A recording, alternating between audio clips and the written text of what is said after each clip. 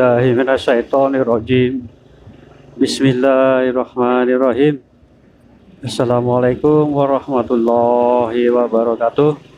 Assalamualaikum semua saudaraku. Berjumpa kembali dengan saya Ahmad Peci Channel. Semoga hari ini kita selalu dalam perlindungan Allah Subhanahu wa taala.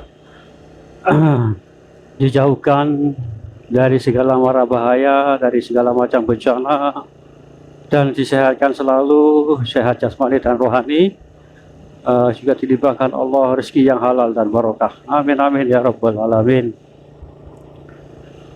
Para saudaraku, selamat jumpa kembali dengan saya Ahmad Peci Channel dimanapun berada di Nusantara, muslimin muslimat dimanapun berada. Tentang Imam Mahdi yang sebentar lagi sebentar lagi yang akan memimpin perang akhir zaman, yaitu perang Malhamah Kubro, perang yang tidak pernah terjadi sebelumnya lur ya. Sebelumnya ini kan munculnya beliau mematikan di mana, di kota Mekah ya kan, waktu dikejar-kejar oleh pasukan musuh, berapa 30 orang atau di pasukan 300 orang gitu loh, hanya yang satu yang selamat ya kan. Ini berbagai insya Allah ini lur, insya Allah apa yang saya ketahui loh ya, ini ya insya Allah loh. Kenapa kok di kota Mekah munculnya beliau? Karena kenapa juga di negeri kita, di Nusantara kan banyak yang bukan banyak sih, kemungkinan munculnya beliau kan di Nusantara ya kan. Kok tiba-tiba berada di sana, kok ada di kota Mekah? Nah itu loh, kok jauh ke sana gitu loh.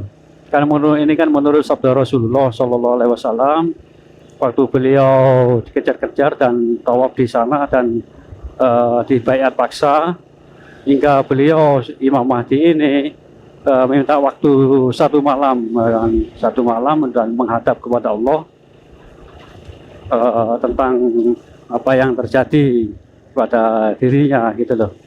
Tapi kok tiba-tiba, kenapa? Bukan tiba-tiba, kita semua ya, ini menurut saya karena Sator Beningin ini, saya ulangi lagi lur ya, dari kisah awalnya Sator Beningin ini itu kan hanya sebuah julukan. Sator Beningin adalah pemimpin, insya Allah yang menurut pendapat saya ini pemimpin akhir zaman.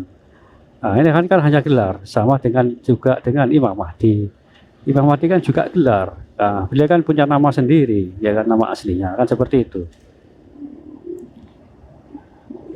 Tapi ini yang kenapa kok yang jadi pertanyaan kita semua, termasuk saya juga ya kan, beliau kan ada di yang yang disatakan Rasulullah kan, beliau kan ada keluarnya kan di kota Mekah ya kan, di depan Ka'bah waktu dicari-cari oleh pasukan musuh yang ingin membunuhnya kan seperti itu.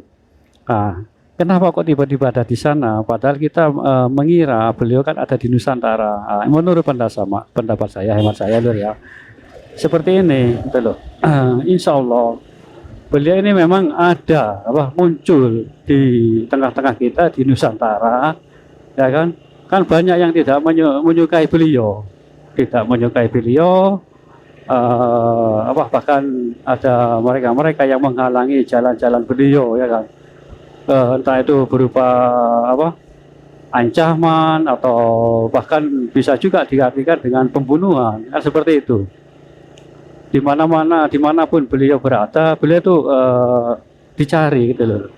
Beliau itu nggak bebas, kemanapun beliau pergi, beliau ini selalu diintai, selalu diawasi, ya kan. Entah beliau ini lari ke mana, misalkan ya Jawa, terus ke Jawa Timur, ke Jawa Barat, ke Jawa Tengah, insya Allah seperti itu loh, lari ke sana, ke sini, ke Sumatera, ke Kalimantan, dikejar-kejar ya kan. Insya Allah seperti ini menurut pendapat saya ya, lho ya. Dikejar-kejar oleh orang-orang yang tidak menyukai kehadiran beliau. Bahkan ini ya Lur ya, insya Allah yang mengejar beliau bukan hanya orang Indonesia, tapi ada orang luar juga, ya kan, yang eh, yang diutus oleh mereka untuk mengejar beliau dari luar negeri, entah dari mana, itu saya kurang begitu paham. Intel lah kalau nggak salah itu kerjasama dengan orang Indonesia, orang dalam seperti itu. Mereka tahu bahwa inilah yang jadi ancaman, yang jadi ancaman mereka. Orang ini yang akan jadi ancaman mereka, kan seperti itu. Maka dicarilah, bahkan diawasi, diintai, bahkan ingin dibunuh. Nah, Satrap ini mengetahui, ya kan, mencium bau apa yang terjadi dalam dirinya, seperti terancam gitu loh. Beliau lari ke sana kemari ya, untuk menghindari kejaran-kejaran dari orang-orang seperti itu, ya kan. Entah kenapa ya beliau ini insya Allah ada orang yang mengenal beliau, ada yang tahu beliau siapa sesungguhnya beliau. Di antara mereka orang-orang Nusantara, bahkan orang dari luar negeri juga mengetahui beliau gitu loh Lur. Siapa diri beliau, kalau beliau inilah sebenarnya Imam Mahdi yang dikejar-kejar. Bukan hanya dikejar-kejar di Nusantara, tapi di luar negeri gitu loh Lur. Insya Allah seperti itu nantinya jalannya, ceritanya menurut saya ini, ya kan.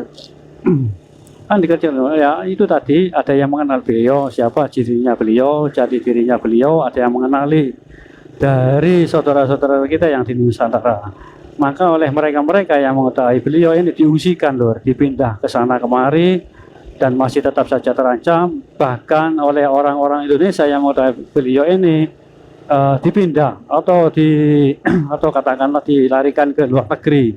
Ya juga ya insya Allah pastinya kemana kan seperti itu. Dilarikan lewat Malaysia kan bisa juga. Kan seperti itu Lur. Itu menurut saya. Itu Lur. Kan ancaman. Beliau ini ada di Nusantara itu ancaman Lur, bagi mereka-mereka. Perlu kita ketahui, bukan hanya orang-orang Indonesia yang tidak menyukai kehadiran beliau, bahkan orang-orang sana, ya kan? Orang-orang sana, saya tidak menyebutkan negara atau ras, nanti kurang etis lah, kan seperti itu. Kalau saya terang-terangan, sekarang bukan waktunya terang-terangan. Kalau memang waktunya, ya saya buka semua nanti. Ada dari pihak luar yang mengejar beliau. Orang-orang luar itu tahu kalau pemimpin akhir zaman itu ada di Indonesia. Coba buka di Google, mereka kan tahu. Bahkan mengadakan konferensi, ya kan, orang-orang yang mengancam mereka. Kan tak luput ini, semuanya kan tak luput dari Freemason. Ya kan? Terus apa lagi Freemason, yang satunya lagi itu siapa itu Lur? Simbol-simbol yang mengalami simbol-simbol tahu sendirilah. Mereka tahu kalau pemimpin akhir zaman itu nantinya akan keluar lahir dari Nusantara. Insya Allah seperti itu saudaraku semuanya. Jadi ya dikejar-kejar. Ya kan, maaf, saya ceritanya agak muter, agak bulat. Gimana lagi? Karena saya nggak pandai menyusun kata-kata.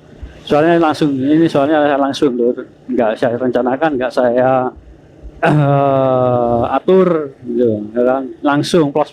Jadi maaf aja bila kata-kata saya ini cerita saya ini bulat aja kan seperti itu. Dari A kembali dari B, dari C kembali ke A, ya, seperti itu.